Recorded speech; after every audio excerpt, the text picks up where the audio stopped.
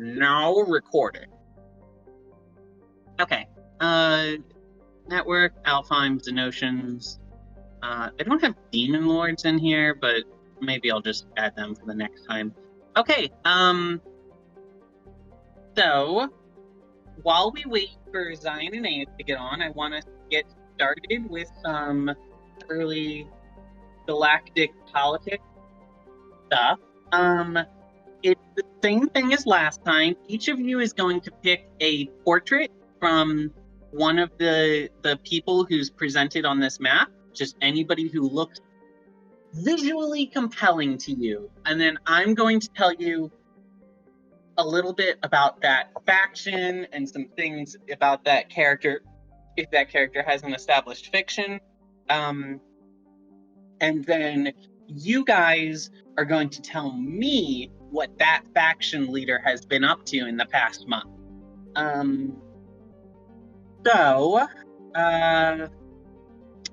The only rule that you guys need to be aware of is none of the faction leaders that were picked last time can be picked again. Okay. So that means no Charles Mendenshire, no Lord Devious, no Krufera. Can't remember which other ones were picked. If I don't remember it, then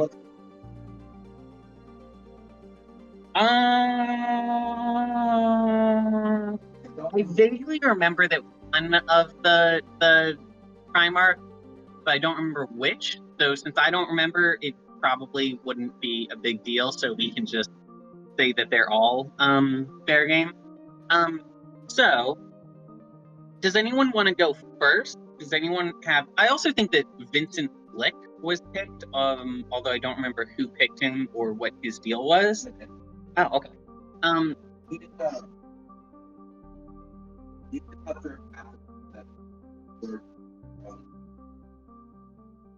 I actually think that I might have written some things down. Oh yeah, here we go. I wrote some things down in the character bio as we went. So I will keep that in mind.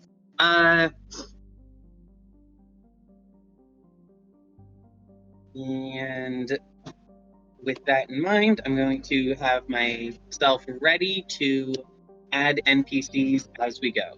Add character. Okay.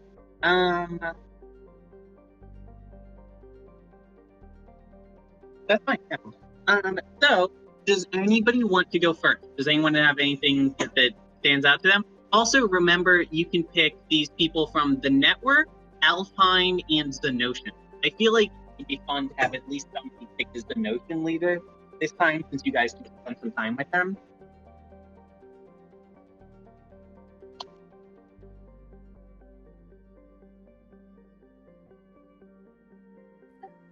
Just trying to look through them and see which one I want. Yeah, there will probably be one that you feel calling out to you in a deep spiritual way. I think today the one that is really calling out to me is this dude in the Krell Sovereign. I'm just looking at his face, and his face tells a story. And his story is douchey. Which one of their stories is doing the proxies as a piece? Yeah. Which of their stories is not? I think it's just Selena. I think she's the only one. No, I think there's I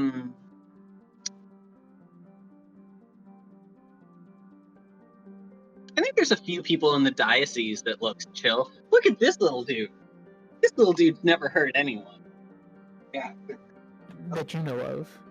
That's true. He has had several marital affairs while in office. Also, thank this guy for Farah. He has. I think he's the high place that person. Oh, did it? Yeah. Hello. Oh. Hello. Hey. How's the car, dude? Did you all get it towed? Ed. Yeah, I got towed back to our apartment building's parking lot, but it's dead. No. That's Sorry. Yep. Is that? I hear some Mass Effect music. What's up? I shared that thing. I sent that article you posted to Facebook to my brother who works at JP Morgan and was like, "Hey, it looks like you laundered money for the mob." Yeah, the UK thing. Yeah. Yeah, I was just talking with the Neds about. I was like, yeah, like people always assume it's like Panama or Costa Rica or one of those types of countries, or countries that don't have strong centralized governments. That's not the case. And if the UK is doing it, then the US is doing it twice as worse because we do everything twice as big as they do. Yep, the US just loves to have everything be bigger. Yep. If it's okay with you, Brent, do you mind if I go first? Absolutely. Okay. I'm going, because last time I picked Free States of Macedonia. I'm picking, if he hasn't been picked before, I'm picking Prospero. Okay. So Prospero is one of the characters that has a little bit of pre-existing condition or pre-existing information about him. So let me just tell you what I have. The bureaucratically minded Primarch, he manages the Administratorum, the logistical branch of the government, which works to make sure every planet and city gets sufficient food and funds. They also serve as the Imperial Treasury and IRS and oversees transportation, energy, labor, agriculture. They work closely with the Diplomatorum, which is run by Gas. Out of the hat, I might want to change what is there. Who would run the science wing of the? Okay, so I think there's two Break it up a people. bit. I can only hear like every 2 words. Yeah, Kevin, you're breaking up pretty bad. You know that I don't have my good mic plugged in for. That was Kevin breaking up, not you, Brent. I can hear you, Brent. Kevin's sitting right now. Yeah, it's because she didn't have the. Can you hear me better now? There you A are. little bit, yeah. All right. Because my thing doesn't always switch mics automatically, so voice and video, mic array, blue snowball. Okay, so we should have better, and I have the Ethernet plugged in. Okay, so the you asked which one would be science. So give me a second. Hieronious and Travali. Do I have Travali on here, right? Yeah. Travali's in the bottom left. Hieronious is in the top left. So Travali is the most intellectual of the Primarchs. He oversees the Intellectorum, which manages education, patents, the FDA, safety, stuff like that, and the Mechanicum, which manages public construction, public works, weapon manufacturing, digital legislation administration, and stuff like that. He enjoys working closely with the scientists and heads of field under his jurisdiction, and after millennia of working closely with the Empire's brightest minds, he might be the most knowledgeable human alive. In fact, not counting supernatural beings and the collective knowledge of the network, he might be the most knowledgeable being alive. That's Hieronymus, and he's up in the top left, right? He's that like... No, that's Travali. Oh, Travali. I also said millennia, but he has only been alive for centuries. So that's one. This Hieronymus? That's the first one. That is Hieronymus. So Travali is the head of public education and public construction and like all that public intellectual stuff. Hieronymus is the most secretive of the Primarchs. Say no more. The Black Academy, which raises state scions. He also leads investigation into arcane magic and demonology. He runs the government's black ops, and he protects the governmental secrets. This is perfect. This is exactly what I was going for. Where's the character you were just talking about? Huh? Where's the character? Oh, this guy. Okay. Yep, Hieronious. Hieronious. Okay, so I'm assuming that is where he's located there where he actually normally sets up shop in the galaxy? Yeah, so each of the Primarchs owns one section of the like physical space of the Empire, which is the equivalent of like a state. But then also manages the institutions. Also, I can't see the Hieronymus. Yeah, I'm about to add him. Okay. So they both own, they're both like the governor of a state and like the head of like governor of Maryland, head of EPA in the whole country. Yes. Got it. Okay, so Hieronymus normally hangs out on like the edges of known space, right? The whole last month, he has been on a very secret mission, traveling to the center, traveling to the center of the galaxy in an unmarked, unnamed vehicle, and he finally arrives at the absolute heart center of the galaxy, where they have set up a research outpost that is studying dangerous, extreme high energy physics. And he gets there and he's does the classic you may begin the test from and the black holes rip themselves apart and blow up the facility, and he's extremely displeased because the failure of his scientists and attendants, and he has them and all their families sent to the outskirts of the empire to work in the salt mines or something like that. Fantastic. Yeah, all of that lines up. I'm going to add one other detail. The technology that they were using as a foundation for this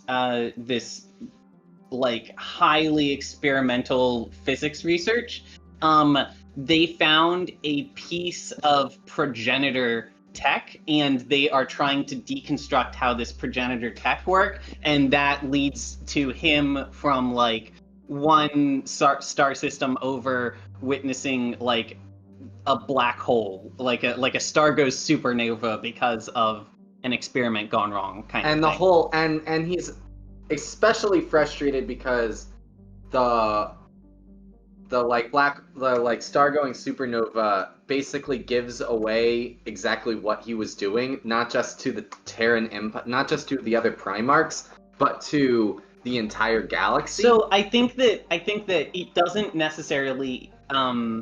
He works behind enough proxies that it would not be pointed directly to Hieronious, but people are everybody in the everybody galaxy knows something is happening.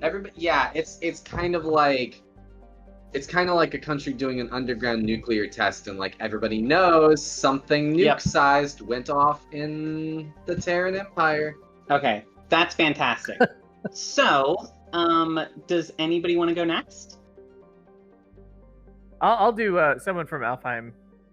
Okay. Yeah, so we've got these 4 people from Alfheim. One of them is a Florin, the other 3 are Aelfinn, and just pick whoever the portrait strikes you, and then go from there.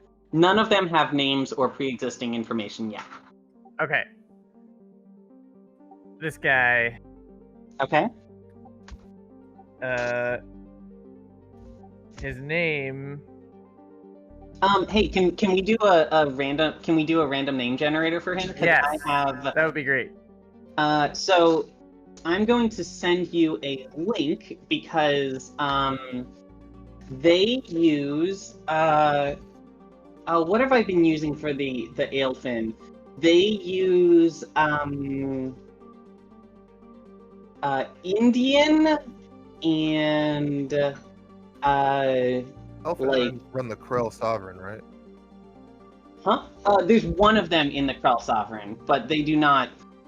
That's a flute. Most of them work out of the thing. So, Morgan, go ahead and check the general tab of chat, and if you follow that link, you can then click regenerate a few times, and it'll give you different names, and click that until you find one that you like. And I found one. Okay, what have you found? Vilmos. How is it spelled? V as in Victor, I-L-M as in Mary, O-S as in Sam. That's fantastic. Okay. Vilmos. Okay, yeah, so on his home world of Alfheim, on his world, they've been having these... World ship? Yes. They've been having these demonic hunting games.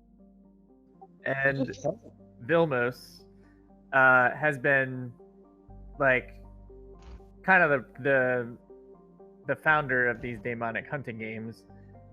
He has a long-standing history with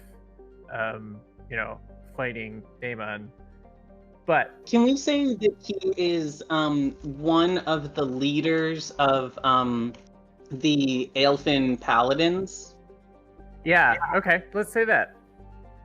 Let's say that. He's also a mad scientist, so he has been secretly experimenting, and what he's trying to do is he's trying to give Aelfinn technology to a daemon. Ooh. And so he's been like experimenting with that in the warp on his own with his cronies back in his lair. But as the it's like he's putting on a good face in for the public and for the world ship, and then like behind the scenes he's doing these like dastardly experiments with I Daemon. love that. Like if anybody ever found out that he was doing this, he would be immediately executed. Yeah, that's fantastic. I have something that I think we can build off of here. Dion. He sounds very similar to Dion. Do you think that they had a pre-existing relationship, and do you think that he is aware of Dion's death and or betrayal? Where's Dion again? Dion was the dude's mentor. Oh yeah, mentor. Absolutely. Yeah, no, that makes complete sense. Can we say that? How about this? Because this sounds good. He was sword brothers with Dion. Yep. Root is also aware of this guy. Okay. I love it. That's fantastic. Do you have anything else you want to add in for the past month? He's been coordinating demonic hunting games. Anything else, or are we good to move on? That's pretty much it. I love it. This is a very... Is this him? Yeah, his name is Vilmos. He's this guy with the red hair in the top right corner. Yep. And Are we adding what we said to the bio and info, or? I have been adding it. So, okay. You guys should be able to alt double click on either Hieronious or Vilmos and go to the bio section in the top left, and it'll give you what I've been writing down. It's all very... Am I allowed to edit and add stuff? Yeah, I think all players have Okay. edit permission. Yeah. Cool. Okay, so who wants to go next?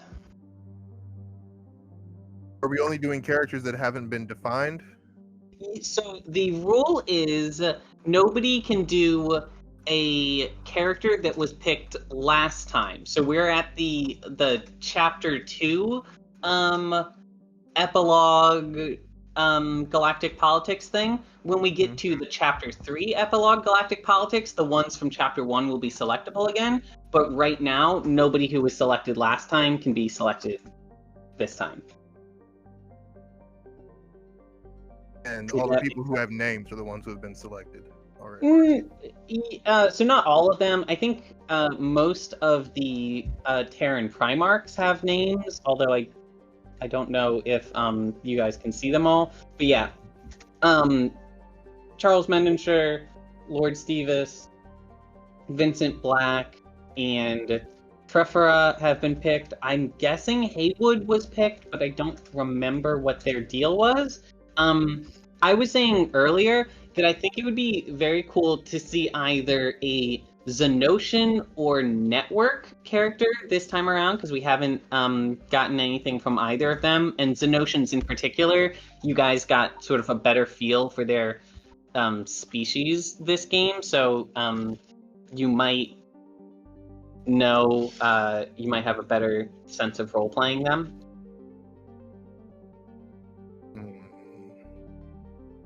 Yeah, and if you need background, you can double-click, like alt double-click on Hayward and get more details, because there's some like bio information there.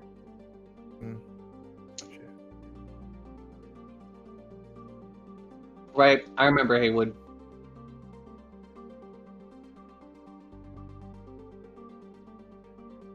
Okay. So, Mike, do you have anyone you're thinking? Yeah, I kind of do. I just want to make sure that I don't double up on something if somebody else has a interesting concept they'd like to do with the Xenocians. Otherwise, I'm going to pick someone. Or there's no reason we can't have 2 people pick a Xenocian. So, Okay. Then which one of these is compelling to you as a concept art? I tried to pick 5 very different looks. Yeah, I think she's a very compelling yeah. That's very similar to how I was hoping to have you guys picture Skrella. That can be Skrella if you want, but I don't think of her. I think of her as a locally powerful politician in her planet, but not necessarily a galactically powerful Xenocian. But if you want to say that in the past month she has become one, you can go that direction. I think I'd like to make it where that was the lie, that to her people, she was acting as if she were only interested in the local ongoings of the Xenocian plight, but in reality, which is why she has like kind of like that sexy Warframe outfit. She's been playing bigger games at the galactic level. How about this? Skrella, the physical body that you met, has only ever lived on that planet, but that body is actually a remote host of a more powerful being who is like a more central Xenocian politician, and it's sort of like a I'm thinking of something kind of like the sorceress in Final Fantasy VIII. Yeah, okay. Aces. I can work with that. Then I think I'd probably like to take this in a direction where the rest of the Xenocians, like I guess the High Primarchs and stuff, they don't really know what's going on down on the planet. I want to say that Skrella has kind of instituted this really weird policy of committing acts of cannibalism against their own people, where that is highly outlawed in the galaxy just in general, but like among the Xenocians, that's just considered. I don't know if anyone played like a Vampire the Masquerade, but it's kind of like vampires feeding on other vampires. It's like you don't do it because it's a high crime, but you do it because it gives you just insane levels of like power and ability. And they've pretty much been farming other Xenocians for her to become more powerful than the other Xenocian lords. So it doesn't seem like something that she would be doing within her own planet, because remember, most Xenocian hives have kind of a hive mind thing going on, even though they're like different consciences. I think it makes more sense that she would be genuinely trying to empower her hive, because her hive is an extension of herself. But what she's been doing is she has been discreetly attacking like scouting parties and stuff of other Xenocian hives, and her hive is cannibalizing other hives to absorb their like evolutionary adaptations and speed up their own growth. Absolutely, like this planet, like this hive is the test theory, and she's hoping to kind of spread this out slowly across like other colonies that she can get her hands on. Unfortunately, the group that had just encountered her helped her kind of further her ambition in being able to do that. So here's something that I like about this idea. She is working against other Xenocians, which kind of calls into mind the idea of her having other places where her loyalties are kind of suspect, and she's putting herself above the race as a whole. So first, we know that we have Haywood was doing politics with Xenocians. Like, they were trying to make treaties and stuff with Xenocians, which has never been successfully done before because it's a terrible idea and the Xenocians just always end up eating you. And also, we have Dion, who we know somehow fell into Xenocian hands, and for the first time in history, a non-Xenocian was converted into a Xenocian in a very who's that girl from StarCraft? Kerrigan. Yeah, Kerrigan. A very like Kerrigan style. So What do you think her relationship? So we know that Skrella that you met was ostensibly opposed to Dion as a political figure on her planet, but that doesn't mean that Skrella that could have been an act. Skrella, the galactic figure, might not have been opposed to him. Yeah, it was one of those things of like at a higher level, Skrella, the omnipotent, was keyed in with Vilmos, and is actively working towards figuring out a way to incorporate Xenosian biology with every other organic across the universe. Okay, so I'm going to write down that she has been discreetly working with Dion, and can you remind me how that other guy's name is spelled?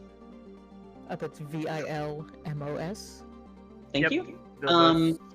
Has she? So, what's her relationship with Hayward? I feel like she has to be the one that Hayward was talking to, but I don't know whether that means that she is being like the first Xenosian in history who is genuinely trying to do like politics with other races, and legitimately just trying to get political benefit out of it, or whether she's doing some kind of, double dealing where she's using the facade of, diplomacy in order to pull off some greater scheme. What do you think? I mean, at the end of the day, Hayward is interested in the science behind how it's done, and really just wants the rights behind all of the science that comes out of this, and isn't really understanding like the bigger picture of what it means for Xenosians to kind of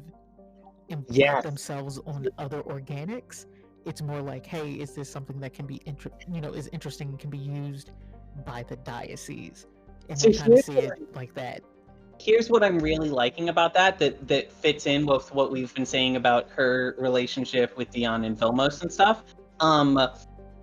I think that she has been intentionally giving the diocese like Xenosian like seedlings and what are those like tadpoles and stuff like that, spawn, so that and these are things that will not immediately turn against the diocese. She is giving the diocese what they think is a powerful biological weapon, but what she's actually doing is she is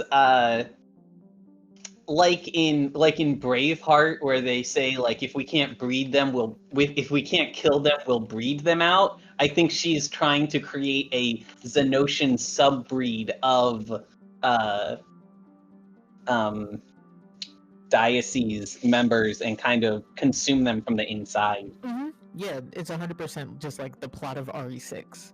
We're looking to make BOWs just kind of like a mainstay, but to the point where the people who thought that they were in control of the BOWs have no idea what they can actually do. I think Dion ended up being a very successful test case, and now Skrella is going to move forward with like implementing phase 2 of this plan, which is activating some of the seedlings that the diocese has in their possession.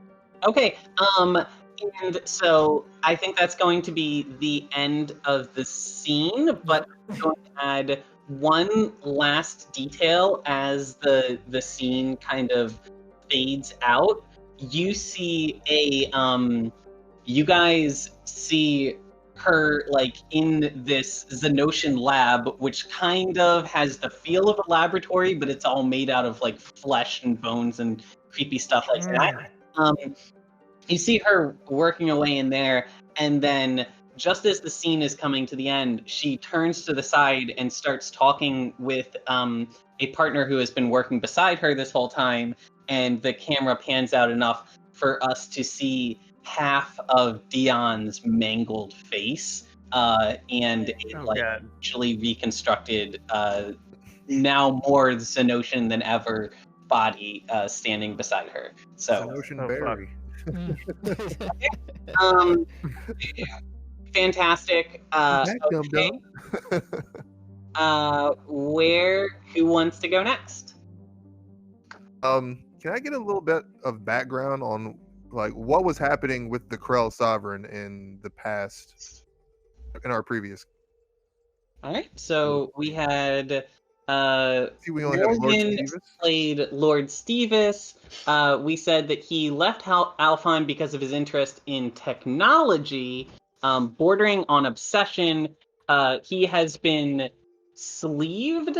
So he's one of a very rare example of Aelfinns who have been sleeved because that's a huge cultural taboo for them. And he's been playing politics, but he's very excited to both destroy the Free States and the Empire. He's incredibly bloodthirsty, and his soldiers love him, very Caesar style. So he has been having political discussions with the Free States and the Empire, who are two of the main like neighboring factions that the Krell Sovereign is pushing in on. But he's playing politics with the purpose of double crossing them as soon as possible. That's what we know about Lord Stevis. Last time we checked in with them, they were also like conquering planets and gathering up slave children and then trading them to the Free States. To Charles Mendenshire. I forgot about that. Yep. I was trying to remember whether or not that was a thing. I couldn't remember who his person was that was supplying him with kids. That was Stevis. Fucking Stevis. All right.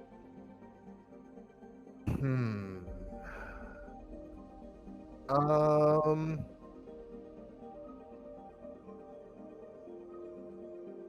drawing a hard blank right now. You can just why don't you just pick any character who looks visually compelling to you, and then we'll start going back and forth with like what we know about the faction, what we know about this person based on their appearance, and we'll go from there. I really like this guy, but I was thinking I didn't see who. Okay, all right. So that guy's a member of the Diocese, which is the very religious faction. It's the closest human historical equivalent would be the Byzantine Empire, which is an empire that is led by a was the Byzantine Empire led by a pope? I know there was led by emperor. Those famous ones were Justinian and Theodora. Yeah, they weren't. I don't think they were led by a pope, but I think that they were called. One, they weren't called popes. I think they were called patriarchs. But they weren't led by a pope. Okay, so the diocese is a full-blown theocracy, and the thing that is interesting about them is, whereas many other religions in the galaxy worship some variation on warp creatures, like the Terran Empire worships the Emperor and the half of the Primarchs who physically entered the warp, and a lot of others worship either warp demons or other powerful warp entities. The diocese worships more of a theological, philosophical concept called the One, which is the idea of like the consciousness of the universe. Right. So currently, what are the relations between the diocese and the Terran Empire like? So the Terran Empire has I think that they don't have an official alliance with the Diocese faction as a whole, but I think individual Terran Primarchs have alliances with individual like faction leaders on the borders of the Diocese. An interesting thing of note is that the Diocese, it's like when you play Civilization and you can win by like having a religious victory. The Diocese does not typically conquer planets with arms. They typically conquer planets by sending in missionaries and then converting their people to the religion of the Diocese, and then having the people throw a revolution and move the planet over to join the Diocese. It was going to be this guy. Okay. This guy's name is Lord Avanul. Okay. Let me change that. I'll put it in chat. Okay. Rule. Which guy's that? Um, Can you point to him again? this guy right here. Got it. So this guy is not the head of the diocese, but he's one of the very important people in the diocese, and he is up thumping for war against everyone. Okay. For war against everyone in the galaxy. So Terran, Krell, Free States, Rogue Kingdoms. And is this everyone- something that you would refer to as a crusade? Yes, he's trying to start a crusade. So he's somewhat of an aberration, I guess, for the diocese. So think sort of like the Sparrow in Game of Thrones. Mm-hmm. He has military orders that are following him. He's not specifically clothed in the regalia of war himself. He's not presenting himself as a general, but more of a militant priest. And his focus has been, at least publicly, on the Terran Empire. And he is focused on them so much because some of the Terran Empire people do have that alliance or relationship with people in the diocese.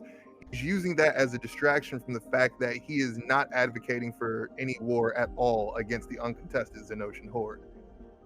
Likely because there's some communication between he and Haywood. So in his crusade or inquisition, they're making small excursions over the border in these areas closer to the Free States. And he's doing something very similar to Lord Stevis. He's not capturing children, he's converting them, and those who fail to convert are disposed of to everyone's favorite villain. Okay. Give me just a second.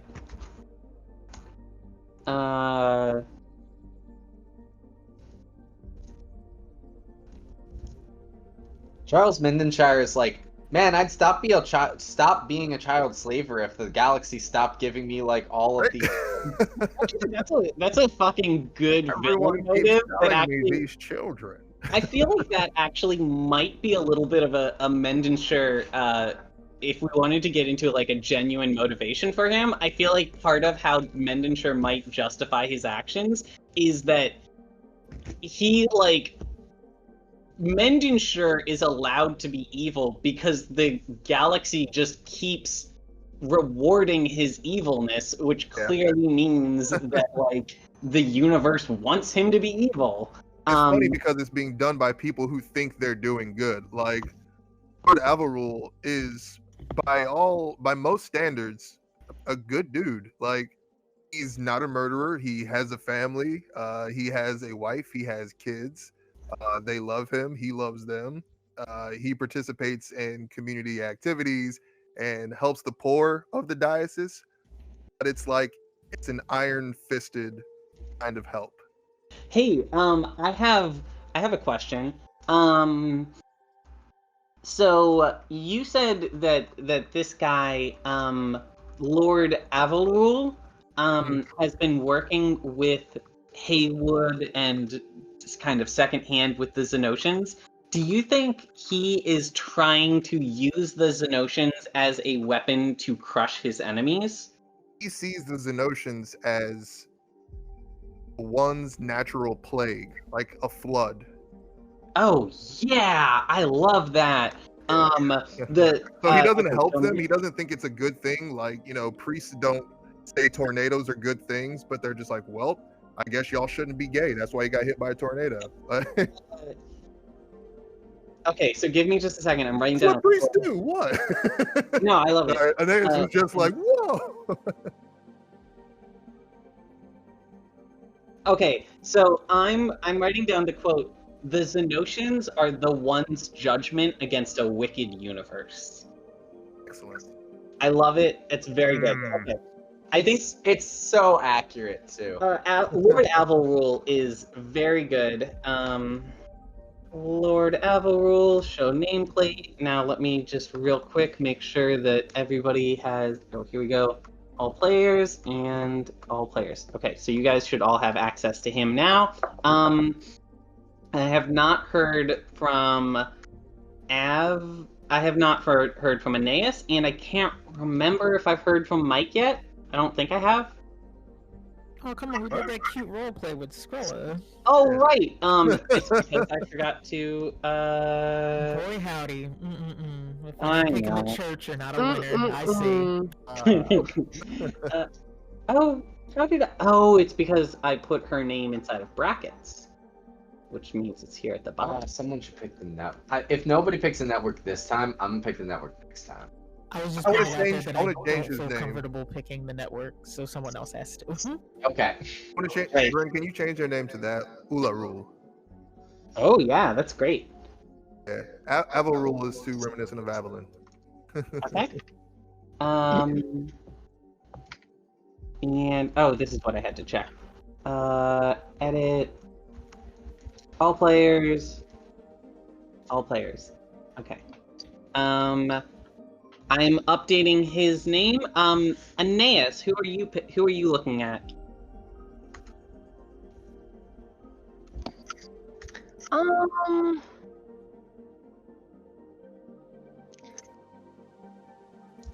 I think I'm gonna leave the network characters for Kevin so he can grab them next time because I don't really know where to take them either. I'm kind of interested in this hooded guy over in Macedonia.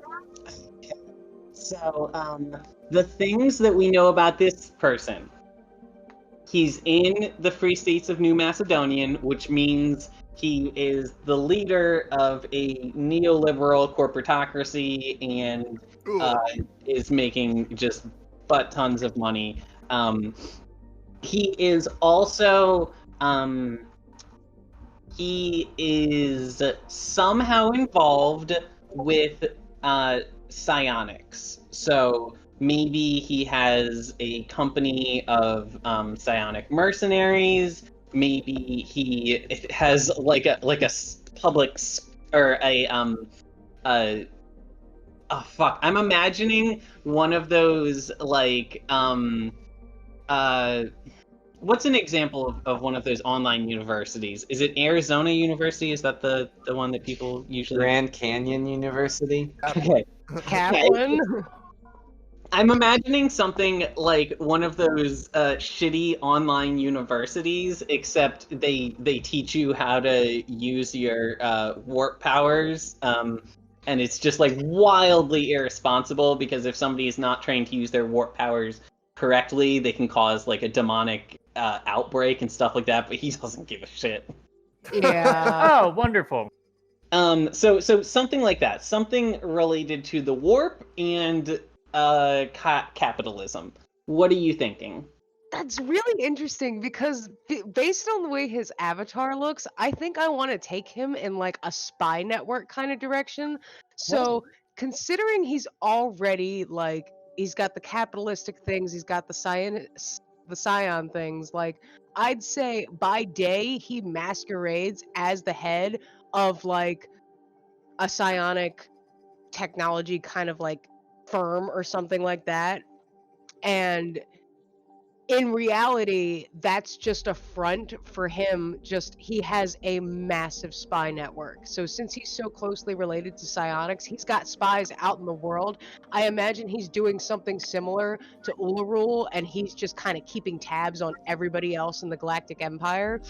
Well, So- and the nice thing with psionic people is you can have astropaths who can hop anywhere in the galaxy at will, as long as they know the location. That's great for spy networks. And you have people like witches who can talk with the dead, and there's just a lot of. I mean, you could have somebody who is communing with demons, and like, oh, this. Think about this one. Somebody. Like one of his sub networks is people who make kidnap children, or no, sorry, this is the Free State of New Macedonia. They don't need to kidnap shit. They buy children and then like brutally blood sacrifice them to demons, and in exchange the demons tell them like the corporate secrets of their business rivals. Oh my god. Oh yes, Jeez. absolutely. Fucking But it's like sacrifice he's kids for got stock those tips? coverage on all fronts because it's like he can commune with the dead with the witches. He's got coverage in the warp with the Astropass. He can go all over the place with the Astropass, and then he's also just got coverage in the real world. He's everywhere. This is the horrible logical end of Oh my god. Team West. Welcome to so America. it's 5G. This Okay. is the Agora.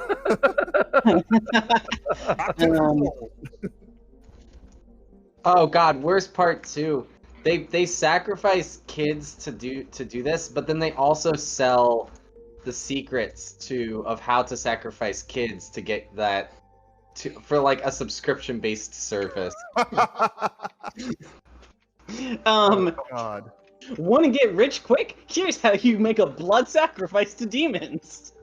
For the low price of 1 asteroid's worth of gold per month, you too can have all the secrets brought to you. Our patented method of child demon sacrifice. Don't have money? Send us your kids. Oh my god. Their abandoned emails will kill you. Oh, Jesus. Oh, I love it. Well done, Aeneas.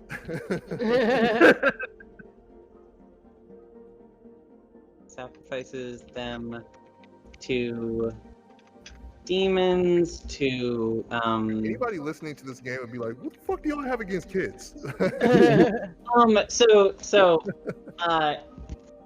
Aeneas, what do you have any other like personal touches we could give to this character that would be good, or something specific that this character has been up to in the past month?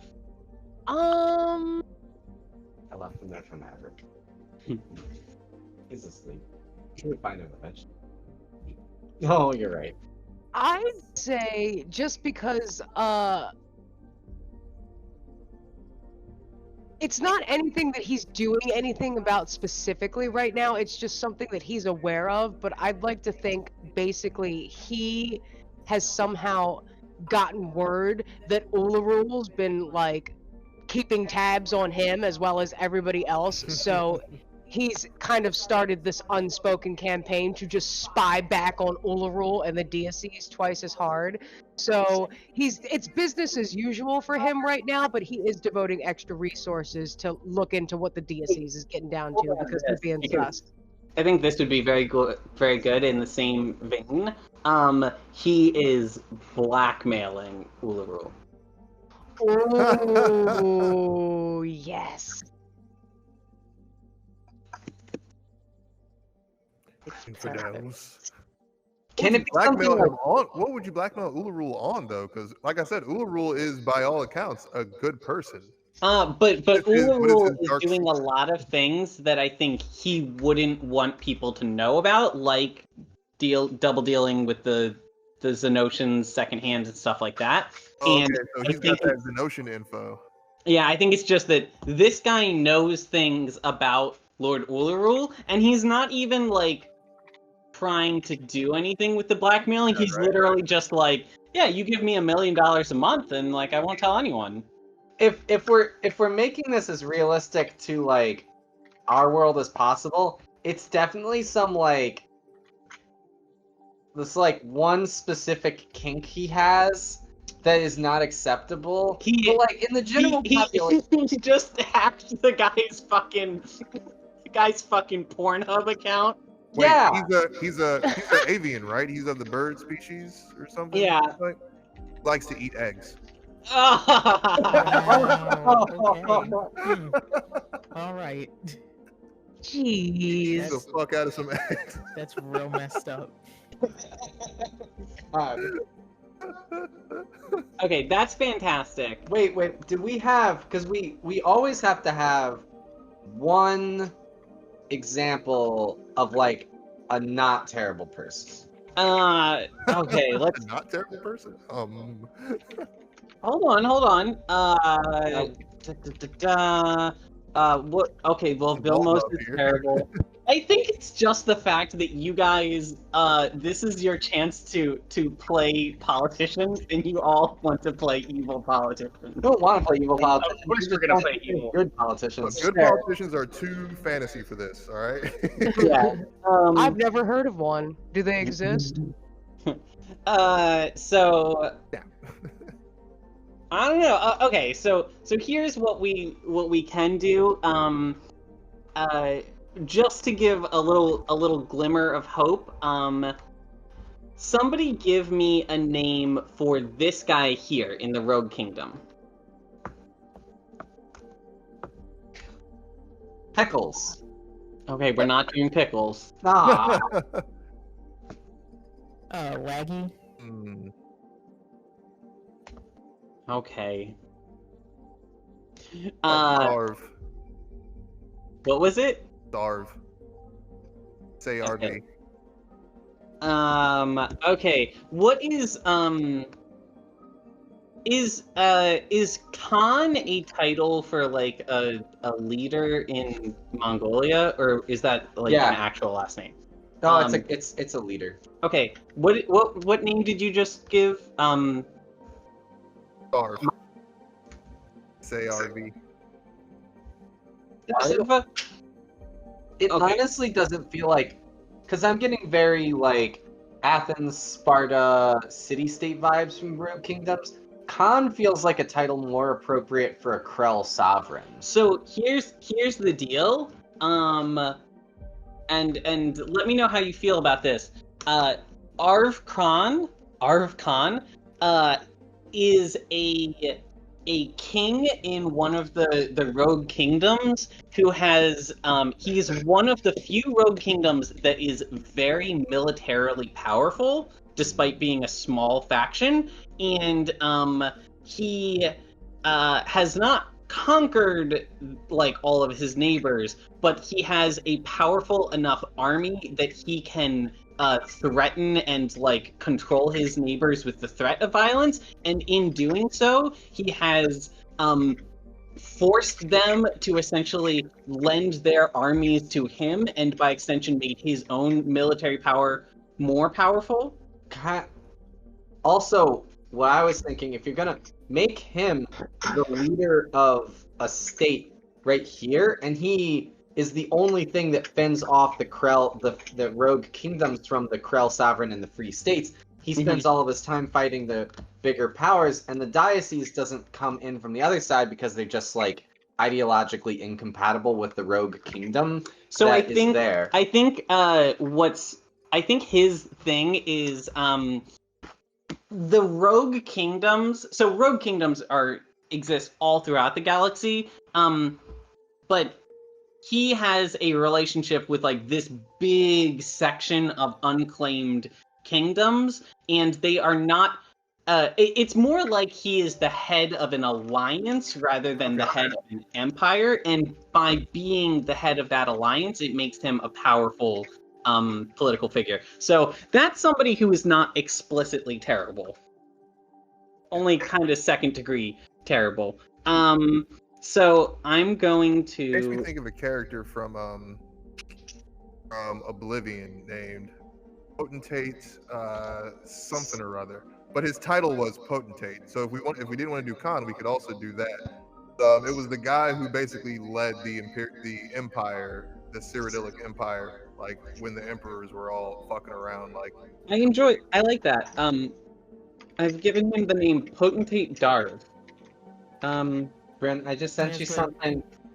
It's what you're describing sounds very much like the like Delian League. That's like Athens didn't have an empire, quote unquote. They had a bunch of people that like gave them like taxes and tribute, and Athens kept like, hey, we'll run the military if you guys give us all this money. And it wasn't really an empire, but it's kind of an empire. Like, Yeah, I like that. That's exactly what his deal is. Okay, so that was good. That was good galactic time. Now I want to spend at least So I know Kevin needs to clock out in 20 minutes, but no one's texted me, so okay. fuck. So other players, are y'all good to go for at least until like 4:30? Yeah, I'm good. Okay, because I really want to get started on these interludes because there's so much to go over right now. So I'm moving us Let's get it over. poppin'. I'm moving us over to the Gemini. Okay, there is. Ooh, color. There is. Oh yeah, I colored it. Yeah, I'm really liking the new spaceship. Color. Yeah, let's go. I also have a lot of concept art. So now when you guys go to rooms, or something, you'll have like a background to use. So, and yet the one thing I did not grab is a sick bay, even though that's something that is going to show up. So the I think the scene we have to start with, this is before Evelyn gets her katana, and it's not even a scene with any talking. I think that we just have a quick scene showing like the majority of the people who went down to that planet in the sick bay on the ship being administered by different physicians on the ship. We see Ruda getting what's the like a Bacta tank bath like they have in Star Wars for his full body burns. Oh yeah. We see Evelyn like meekly telling people just not to bother with removing these pieces of staff that have embedded themselves into her body, and for some reason her body seems to be accepting them as if they were a piece of her own biology instead of rejecting them like bodies usually do with foreign material. So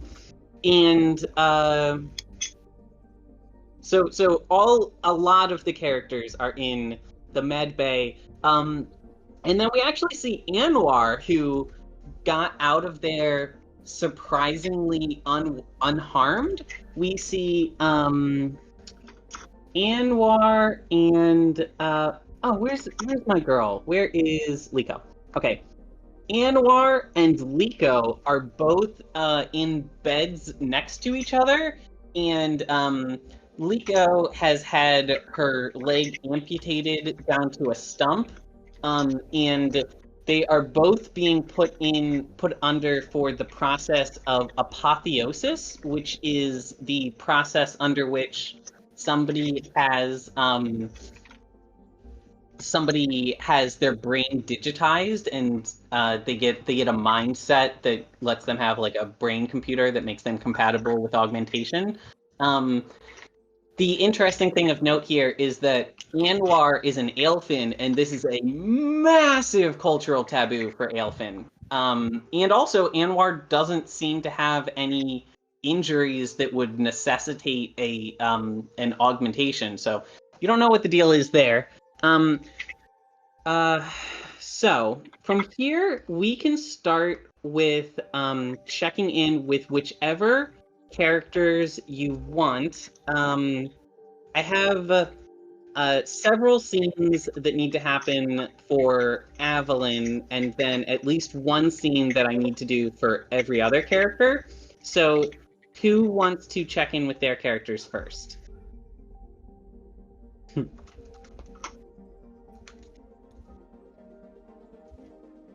can check in with yours first. Yeah, go for it. Okay.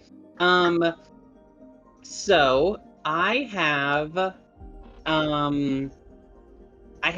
a few things going on that I know are going to end up relating to Roy, but do you have anything up front that you want to go over with Roy now that he has some downtime on the Gemini? I didn't really have anything at the top of my mind, no. I was just going because it was quiet. Sure. So I think that the scene that we're going to have is Hyakamaru has been talking with Roy and Hyakamaru. I don't know what the specific would be, but he has found something that he thinks might point to. He has a suspicion that he found something that points to the location of Dr. Sydney, the doctor that you were looking for, and he wants to get some more information from her, some very like specific information about her from Dr. Klama. So he would like it if you would help him interrogate Dr. Klama. Roy would be open to that. Okay. Is Dr. Klama on the ship still? Yeah, he's still in the brig. Nice. He's been in there for like 6 months now. Hello, Klama. I've returned for a second. Okay, yeah. So Dr. Klama is going to look up at you with tired eyes. The eyes of someone who just like really is not feeling it here anymore and would probably like to leave. So I think Roy would start with the greeting that he did when entering the room. But also Roy's using the honey right now as opposed to the vinegar. So he walked in with a plate of really good looking space food. Handed it to Klama, who is currently, I would assume, changed. Okay, yeah. So Klama, I think, starts like desperately digging into it because this is the first good food he's had in a fair while, and he's also looking at you suspiciously as he does so. Do you like Doctor? So, Hyakamaru, I think all that he has given you for specifics that he's looking for is he needs some kind of information about Dr. Sydney's like personality because she is sleeved. She can change her sleeve at any time and therefore is not identifiable visually. They need personality matrices to go off of. So why don't you ask a few questions, and once we do the first like 3 back and forths, we'll extrapolate from there on trying to dig up some personality details on Dr. Sydney. So after a few moments of eating the food, Roy takes the card of Dr. Sydney that he has had on his person since awakening, and shows it to Dr. Klama. Okay. Says, this doctor worked in the pharmaceutical facility. Is no longer there. You know that you haven't had interactions with this doctor. Do you remember of them? What were they like? Okay. And you are showing a photograph of her? There's a photograph of her on the card. It's like an identification card / business card. Okay. Hey, I'm building a character sheet for my own internal documentation about her. And I just want you to see the sprite that I'm using for her. So this is what the woman on the card looks like. Isn't that a fantastic Dr. Sydney? Where is it? It should be just above the man. Right here? Oh yeah, that's good. That's good, right? Yeah.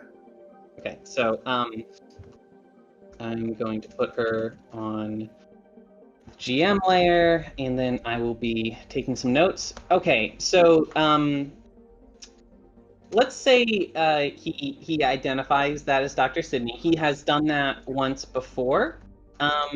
So what questions do you start asking that give Well, he did ask, what do you remember of Sydney? So like Okay. So, normally I would have you do, I think it's called either persuasion or diplomacy for this. But we built a skill for you, a stunt, the last time we played, or over the level up, that Roy can use software in lieu of a like another skill, as long as it is related to some kind of detective work or investigative work. Right. Yeah. So, why don't you go ahead and roll software while you go?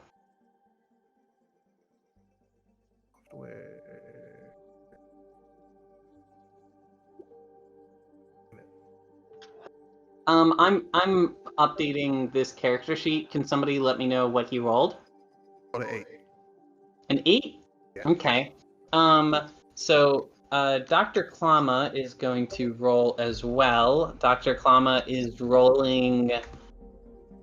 Dr. Klama is rolling resolve to see if he holds back any information, and he rolled a 4. Wow. Okay. So I was going over this with Mate at the beginning of before the game. I'm going to change the way that we do social interactions a little bit. You have done 4 points of mental stress to Dr. Klama. When Dr. Klama's mental stress hits 0, you have won the conflict against him, the mental conflict, and you get what you're looking for. So, you've given 4 points, and he sighs and he starts telling you information, but the information he's telling you, you get the feeling that he is intentionally keeping it, he is intentionally giving you very generic details that would be true about a lot of people. So things like, she really likes bagels for breakfast, something that would not, it might help you narrow it down a little, but it's broad enough that it's not going to be super helpful. So, he's got a little bit of mental resolve left that he's holding out. Why don't you roll again? Okay. Roy's eyes narrow, and he clarifies his question a little bit, and he says, "Does she have any loved ones? Is there anyone she cares for? Okay, fantastic. Where are those people? Damn it!" Oh, well, this guy's resolve is really low at this point, so... Oh. He is all the way up. Then I pull out my gun. So what happens is, holy shit! He has beaten your roll by 6 points. So Roy is going to take 6 points of mental stress. Roy cries a little bit. What's the starting point of these things? Like, I'm not really sure what significance that has. If I don't know the starting point, is it like a 10 or? Mental stress is on the stress section of your. So you have 11 mental stress. So you have gone from 11 down to 5. If you bottom out before he bottoms out, then you have lost the social encounter. What was his mental stress level? What was his level? I can't see his.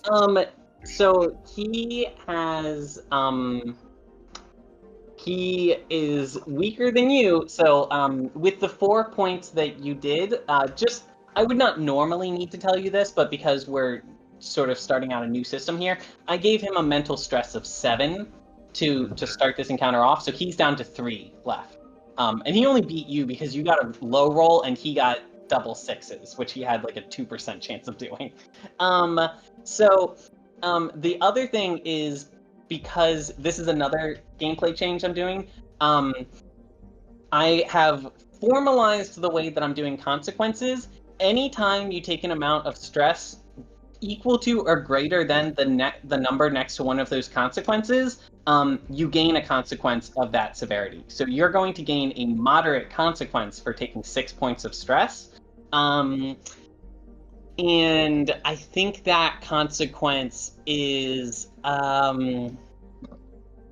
unnerved. And I think the way that happens is he very, subtly changes the question on you and ends up asking you about personal information about yourself. And when you notice that that the information he's giving you is he has taken the reins of the conversation and is pushing back against yourself, that is going to give you the unnerved moderate consequence. So I'm giving you that. Okay. And now he has, because he won the last roll, he has taken the lead in the conversation. So he now has the conversational momentum, and he's going to push the conversational attack, so to speak. And he is going to okay. Here's what he does. He says that he will answer questions for you if you answer questions for him. And the question he gives you is, do you know what your model number is? Damn. Roy steps towards him. He's been a bit unnerved by this and pulls the food away and says, "The time for games is over. You are not in a position of leverage. You are our prisoner. What are you hiding? Why are you hiding it? Do you know of Sydney?" So can you give me a way that Roy is using software to gain is using software to do that thing? And one thing he's using his synthetic brains are just better aspect. Like, yeah, he may have been unnerved, but the biological response of being unnerved, like shaking or sweating or swallowing hard, none of that really gets to him. Okay. So go ahead and you roll software. And he's Finally. going to roll resolve again. Oops, that's not what I wanted to do. Generic roll. Okay, so 4. So that is going to bottom out his mental stress, and you have successfully quelled him. So he immediately regrets trying to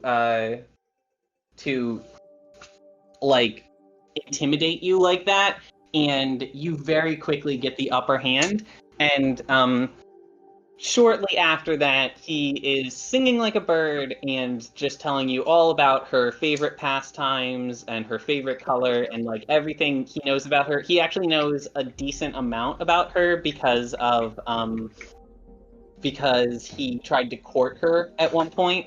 So go ahead and give yourself why don't you give yourself a personal or a temporary aspect called I don't know, personal info on Dr. Sydney, whatever. All right. Okay, and if that's all right with you, I think that's the end of the scene. All good there. Okay, so Hyakamaru is going to take that information you got, and he's going to continue narrowing down a search that he has had in place, and he has a couple areas that he suspects she might be related to.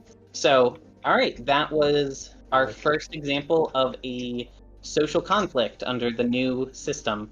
Do you find any info on what area of that full galactic map she'd be in? No, I think that he has he has like 10 different areas in the galaxy that he suspects she might have shown up in, and he's trying to narrow down which one of those might have actually been her, assuming that she has changed her name and is otherwise trying to, like, you know, hide her identity. Cool. Okay, so that was a good interaction. So I have a lot that I'm going to need to do with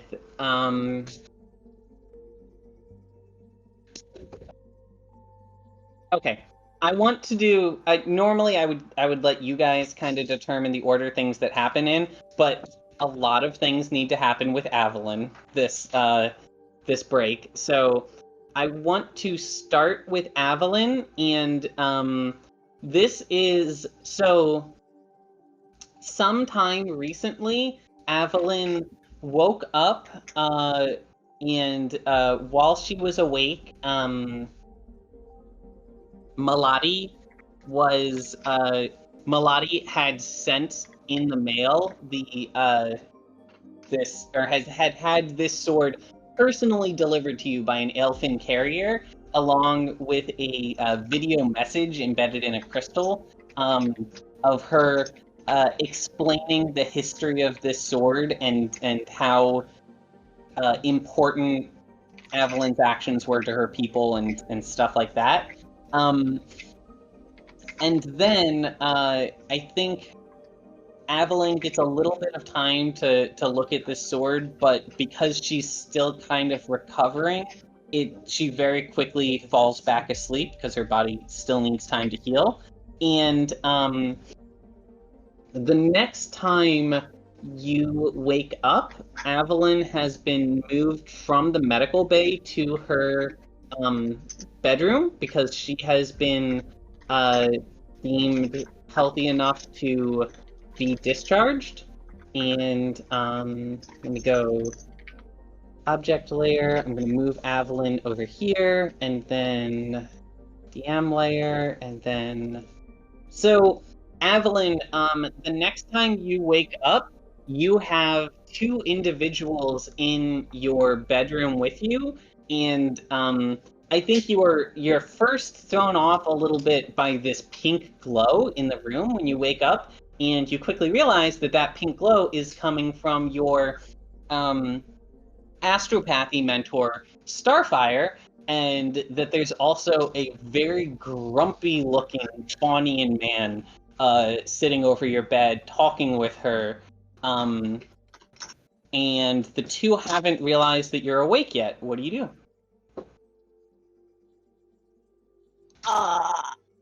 I feel like Avalyn's just gonna like freak out. Like she just like leans up and like pulls them into a hug, even though they're not paying attention to her. Yeah. So Starfire gets very excited as soon as she sees that you're awake, and she immediately returns the hug. This is still kind of painful. You're at the point now where you can get up and move for like short periods a day, and you'll pretty quickly be back to 100% with modern medical technology and stuff like that. But you're still at the point where you're pretty sore, so the hug hurts a bit. And I think this guy's name is Torfin, correct? Yeah, Torvin. Okay, yeah. Torfin, I think, Torfin pushes you back in the bed, and he scolds you a little bit about pushing yourself when you're injured, and then I think he makes a snide remark about, like, you know, one of these days, girl, I'm going to find you when you're not in a sick bed. I mean, personally, Torvin, the last time you found me, I didn't have any legs, so arguably I'm doing better this time. I think he smirks and he points down at your metal legs, and he says, "Well, I suppose those are a bit of a step up." So they reveal that they are in the sector. because Starfire heard a rumor about what had happened with you, and she wanted to make sure that you're all right, and also wanted to talk to you about all the hot goss about your very crazy thing that you attempted. Torfin wanted to scold you for being irresponsible and pushing yourself beyond a safe limit, and also wanted to make sure that you're all right. So these two are going to stick around for a few days, maybe even a month or two. They've talked to the captain and gotten permission, and they're going to use the Gemini as their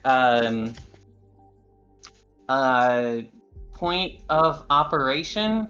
What's the word that I'm looking for? Something of operation? Base of operation. Base of operation. Thank you very much.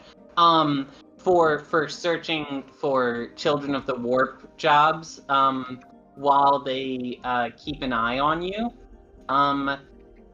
So I think that happens. The next scene that needs to happen is piece. Okay. So I'm going to those two get set up with some guest rooms in the cabins. The next thing that happens is Evelyn gets visited by Hyakamaru after she is up and moving again. So when Evelyn is at the point where she's able to get up and start moving, is she carrying her new sword with her like everywhere she goes? Oh, everywhere. Absolutely everywhere. Fantastic. Yeah, so Hyakamaru finds her and he comments on her new sword, and I think he says something like, oh, this is great because out of fiction, I want you to know that what he's gonna do here is he's going to do some classic negging. And he says, Evelyn, I really like that sword. I didn't know that you were a sword master. Oh, I'm actually not yet, but new beginnings and all that. We're just trying things out.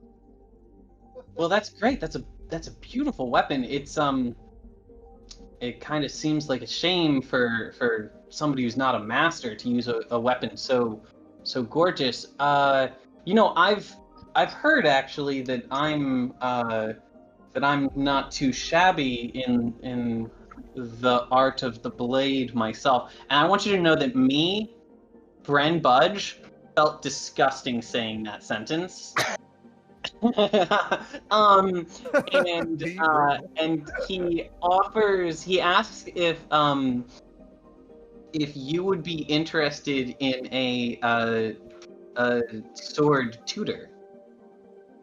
I definitely would be interested, but I'd have to ask that you change your attitude a bit. You're being a little gross right now, Hyakamaru. Whoa! I don't want to be patronized. This is a level of confidence that I am not used to seeing out of Evelyn. I was not expecting that. Yeah, I think you totally throw him off of his game, and I think he does end up offering to help you, and I think what ends up happening is, because you so completely changed the dynamic that he usually has with, just women in general, I think you've made a terrible miscalculation, Aeneas, because now he is not only trying to get with Evelyn because he's a gross chauvinist and wants to get with all the women all the time, he is now intrigued by Evelyn. Oh yes, we have done it, boys. At first you had my curiosity, but this now was you my have plan interest. all along. Okay, so I have I have two more scenes that need to happen in kind of rapid succession. The next scene is going to involve Ruda. How you doing, Morgan? Are you ready to go? I'm ready. So, Morgan, this scene is going to involve Ruda in... Oh, hold on, I gotta... Hey. Look at this. How do you guys feel about this? Ooh. So this is the ship's garden, and Ruda, you actually end up in the garden, and oh, this should be on. I'll just send this to the back layer. Let me go ahead and oops. I'm gonna move these two out of the way for a second. So you have taken hold on. Oh shit.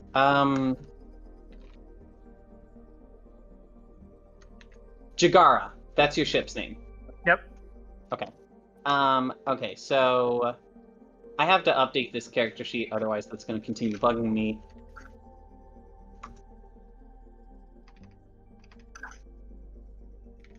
Okay. Wraith Body Jagara. So, you have taken Jagara into the garden to be repaired. So, because Jagara is Aelfinn tech, and Aelfinn tech is all plant-based, you actually need either an Aelfinn plant singer or a Florin to do the repairs on it. And thankfully, the ship has a Florin named Shoshipili. Let me go ahead and make sure I have that pronunciation correct. Shuchipili. Shuchipili. So Shuchipili is a Florin that does all of the equipment maintenance for all of the Aelfinn on deck. You've worked with her lots of times because she helps you install new augmentations and stuff like this. And you also know that she's a little bit okay. I'm trying to come up with a specific character archetype in have you ever seen My Big Fat Greek Wedding? No. Okay.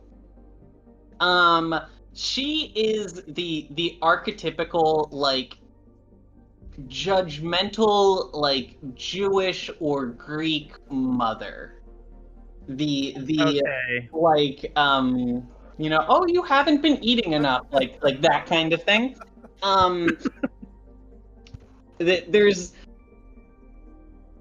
That feels offensive, but I don't know a better way to get to, like, the specific archetype that I'm talking about. I know exactly what you mean. I think you guys all know exactly the archetype that I'm referring to. So, so in particular, Shoshipili, she gives you a little bit more flack this time than she usually does, because this is the most fucked up Jagara has ever been when you brought her in, and she points out that Jagara might not have been as damaged if you had a better bond with her. And your lack of devoutness normally is your own problem, but right now it's starting to become a problem for Jagara as well.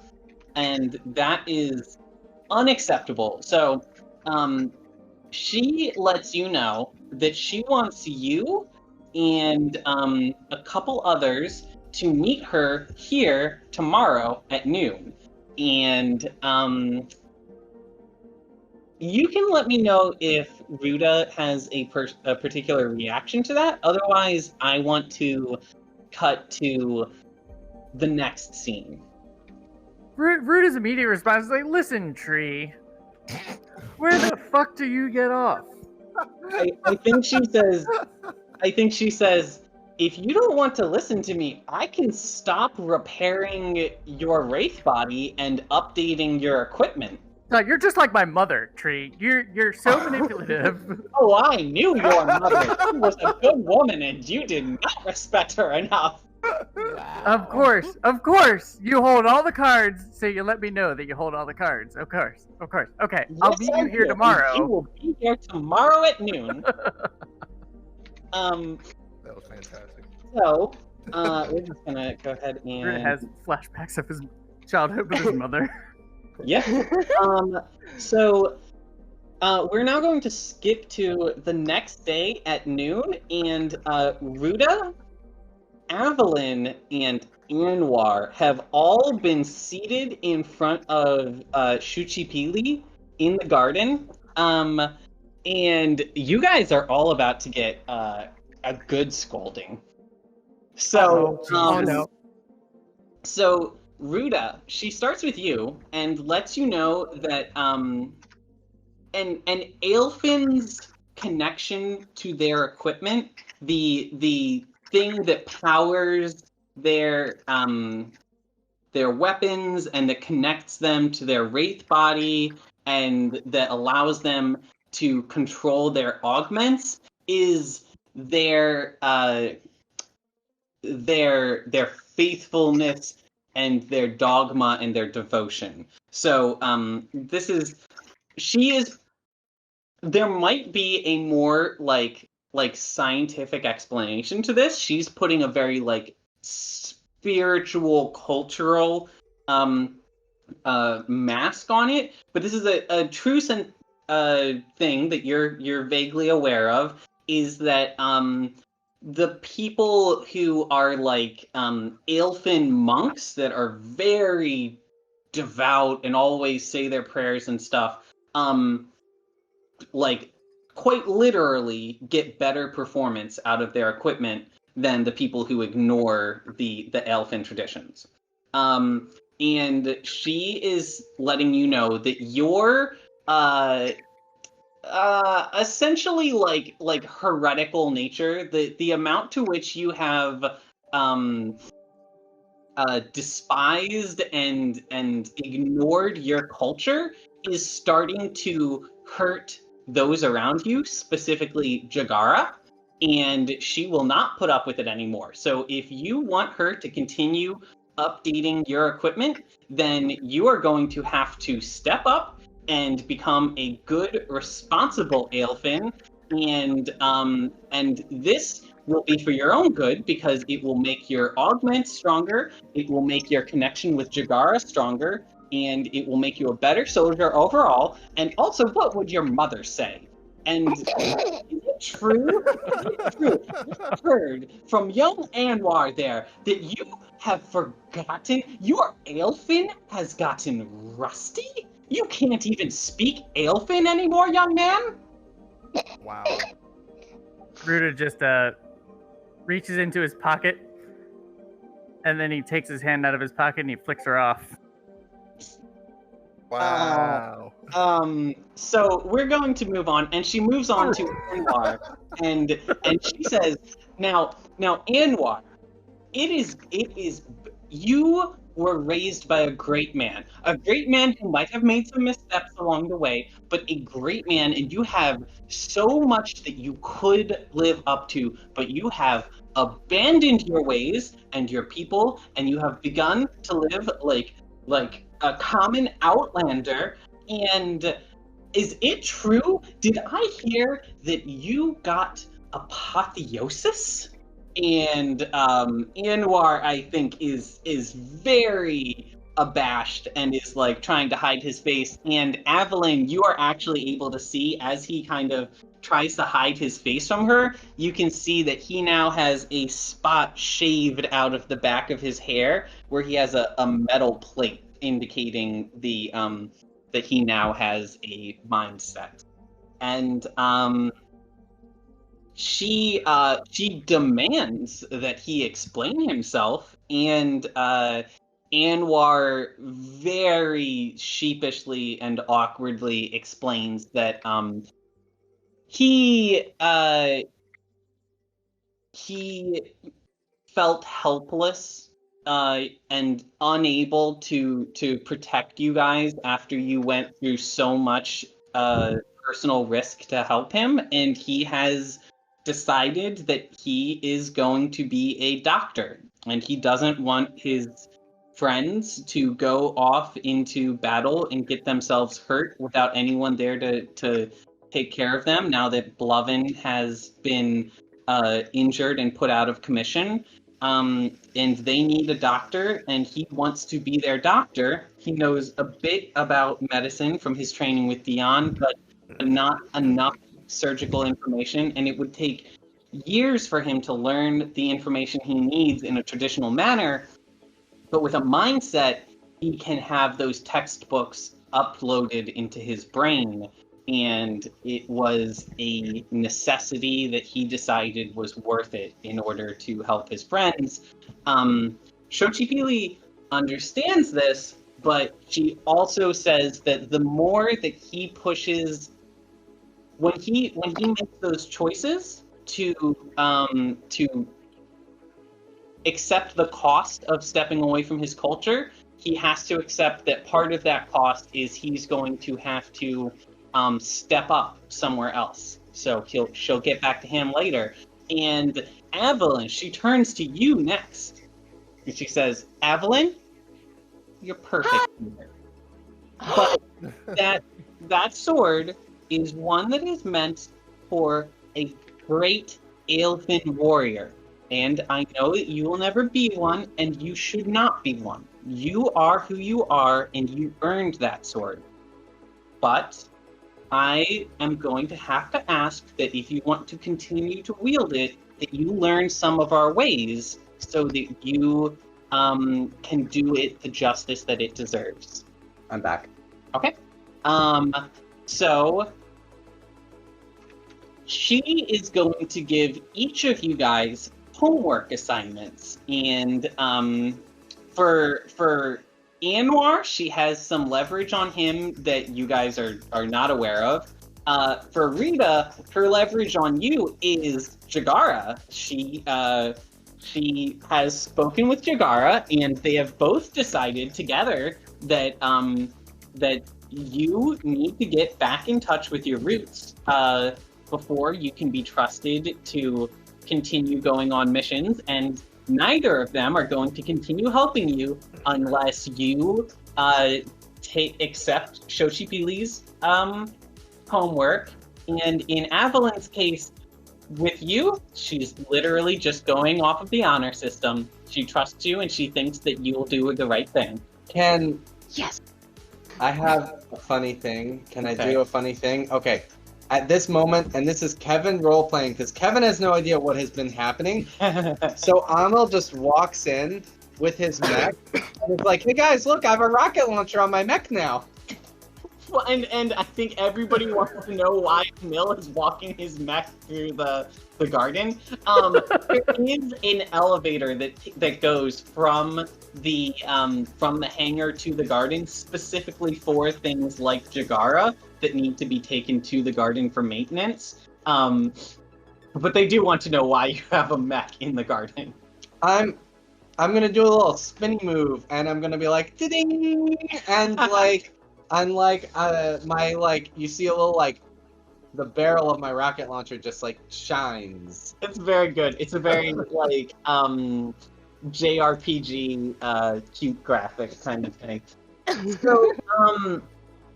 So I have some homework that I would like to give to Evelyn, Ruda, and Anwar. How would you guys be willing to listen to it? Sure. Ruda has no choice. Ruda has no choice. That's correct. So Ruda's got a pencil and paper, and he's making these comics of what's her name? The Florin. Xochipilli? Yeah, she's making comics of her and just making fun of her and showing it to Evelyn, and they're just giggling together. Oh, absolutely. Because I also think that at one point Evelyn would have been like, hey, Ruda, don't take her advice too hard. I mean, you've got those epic guns, so who cares if you can't speak Aelfinn perfectly? Yeah, bro, do you even lift? Exactly. Okay, so now it's gonna bug me that I don't know where I wrote down. Oh, I do know where I wrote down. Hold on, give me just a second. I need to click here, and it's over here, and it's over here, and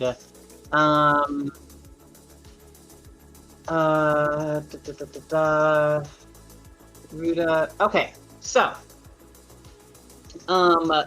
for Ruda, you have been focusing. So your hatred of demonkind is a devout part of the Aelfinn religion, but you have been ignoring the positive part of the Aelfinn spirituality, which is proper reverence for the gods and the ancestors and the spirits, and proper daily discipline. So in response to that, she wants the three of you to attend Otema's bi-weekly, meaning twice weekly in this context, because bi-weekly is a stupid word, because English is stupid.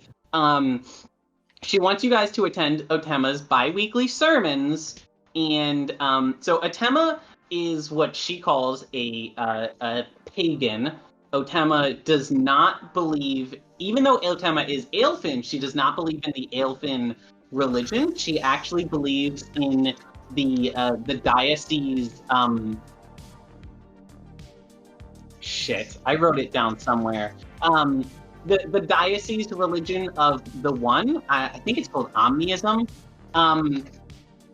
But her sermons are taught in a traditional Aelfinn manner. So she wants you guys to attend Otema's sermons and pay attention to the prayers that she does and the devotions that she makes, and respond accordingly. She also says that Ruda's connection with nature is weakening, and that's part of what is weakening his connection with Jagara. And so once a week, she wants the three of you to come by and help her in the garden. And while you're there, she wants you to be mindful of the plants that you're gardening and what you're doing with them, and the beauty and individuality of the plants and nature. And the third thing, this one actually only applies to Ruda. Actually, here's what it is. So the third thing she's going to tell each of you individually. Ruda, your third task is at least twice a week, she says that you need to talk to Jagara more. So at least twice a week, she wants you to have tea time with Jagara and just talk to her. For Aelfinn, she wants you to do the same thing and talk with your sword while meditating over tea. And you guys are not able to hear what she says to Anwar. So, how's everyone feeling? Tea time.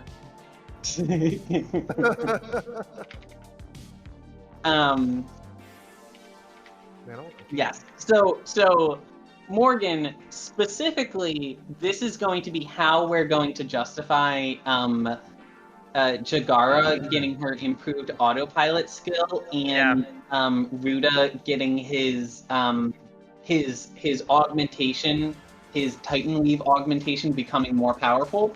Both of those are going to be a direct result of the training that you're doing now. Doing begrudgingly, I'm sure, but doing nonetheless. Another thing that we're going to do, and this is probably going to be starting next time, but we're going to start doing some training sessions with Hyakamaru, Anwar, Ruda, and Aelfinn, because Aelfinn needs to learn Aelfinn needs to learn essentially Kendo. Ruda and Anwar both need to practice their sword fighting. Anwar especially, because he's several years rusty. And then I'm going to have other interactions going on there. So, is the game about I think it's about done. That's gonna go good. Yeah, so I have things that need to happen with Mate and Emil, and then more things that need to happen with Evelyn and Anwar and Ruda and company. Stuff while I'm here. Nope. We're going to continue this interlude next time we play. Oh, okay. Awesome. Is everyone happy with the game? Nobody has any business they need to cover up? Very. That was cool. It was Yeah. just cool listening. Those were all very decent interludes. I've been planning that Shochibili interaction for a long time, and it was very fun. Yeah, you have some real awesome sprites going on this game. Oh yeah. I really like the coloring of the ship too. Yeah, the ship looks good. I really like this background image for the garden, which I'm gonna go ahead and put back down here. And if nobody has seen it yet, I posted all of the concept art for different places on the ship, and I have a whole bunch of different bedrooms. I have concept art for the training room. I have several different like dorms and stuff like that. I have concept art for the hangar. So since we're going to start, since it's apparent that I think the time spent on the Gemini is some of the like highlights of our campaign, I wanted to have more immersive Gemini gameplay. All right, everyone. This was a blast to DM. I loved all of your characters that you came up with for the Galactic Interludes. And if nobody else has any business they need to cover, then yeah, we head out. All right, y'all. Good game. Yeah, no, I think we're good. I took notes for the game, but I don't think I mentioned it when we were on the Galactic map. I just wanted to touch base with Bren and say I think I named him Siros. Who? The guy with the hood on the Galactic map. Oh, okay. How do you spell that? Sieros. Okay. I put down a name for him, but okay, yes. So I'm going to make his name Mr. Siros Esquire. Oh, that's perfect. It's actually quite terrible, but it's appropriate. All right. Okay, so that's everything. Thanks everyone. Cool games. Thank you. Great game. Yeah, for this sure. was a Great blast. game. All right. All right. Bye everyone. Bye. Hopefully I'll see you next week. Catch y'all next week. Bye.